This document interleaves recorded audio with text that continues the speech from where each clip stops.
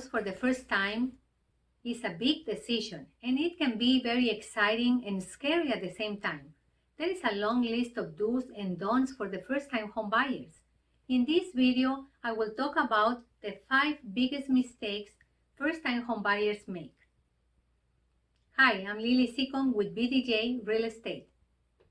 If this is your first time here, I invite you to subscribe to my channel and hit the notification button so you don't miss any of my videos.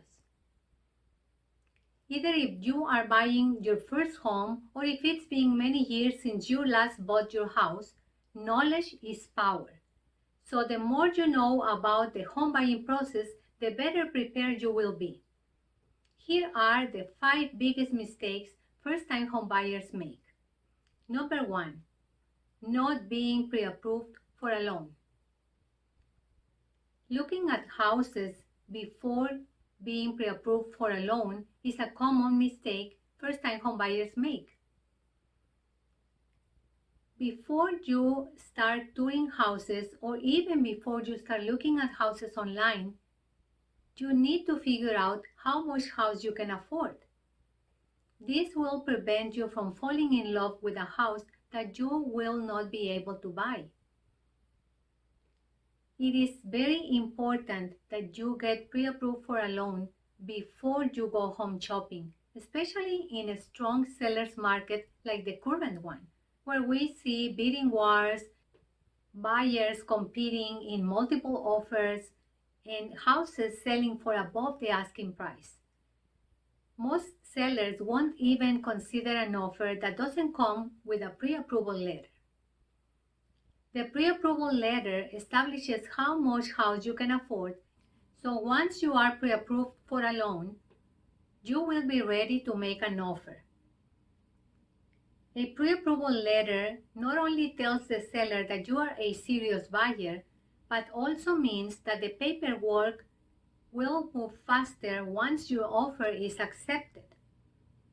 And therefore, you may be able to close on the house sooner, giving you an advantage over other buyers. Number 2, assuming you need to put 20% down payment. The long-held belief that you need a 20% down payment to buy a house is a myth. While putting a 20% down payment can help you avoid paying for home mortgage insurance, there are several mortgage options. You can put as little as 3% down for a conventional mortgage or 3.5% for some government-insured loans.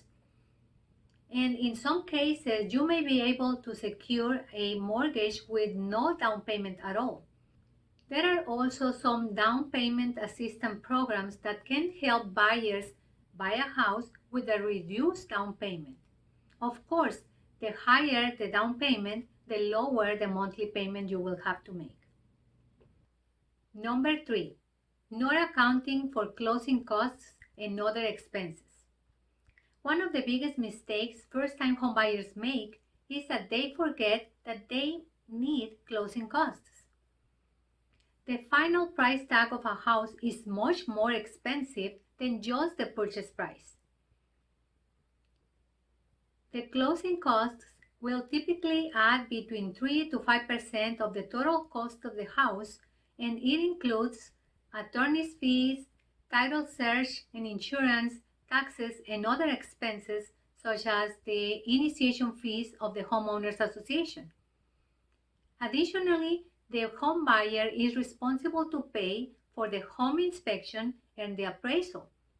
And there are other expenses that you should account for, such as the reconnection of the utilities, the moving or relocating, cleaning, decorating of your new home, and in some cases, buying furniture and appliances. Number 4, making an emotional decision. Falling in love with a house instead of the area or the neighborhood is a common mistake first-time homebuyers make. By making the decision based on emotions instead of looking at what is important for you and your family, such as the area, the location of the neighborhood, the amenities, the schools, proximity to restaurants, shopping, your job, and other important information. That is why the first consultation with your agent is so important to determine your needs and wants. Your needs are those things that you must have in your new house, and your wants are those things that you would like to have but are not necessarily a deal breaker. Number 5, not having your own real estate agent. This is one of the biggest mistakes first-time homebuyers make. There is a misconception that buyers have to pay an agent to represent them or that they can be saving by using the services of the listing agent when they are buying their house. First of all, most agents do not charge anything to represent buyers. At least I do not charge anything to my buyer clients. Secondly, the listing agent represents the interest of the sellers. When you are buying a house, you need someone who represents you and your best interests. You need someone who guides you throughout the home buying process and who negotiates on your behalf. Your agent will be your advisor, your advocate, and will help you find the house that is right for you within your criteria and within your budget. And your agent will also help you to avoid those mistakes that I have already talked about. In other words, your agent will be your best ally when you are buying a house. If you found the information in this video useful, please like it and share it with others. Contact me with any questions that you have about the home buying process and let me know in the comments if there is a particular topic you would like me to talk about in my future videos. Make sure to subscribe to my channel and hit the notification button so you don't miss any of my videos. Thanks for watching and see you in the next one.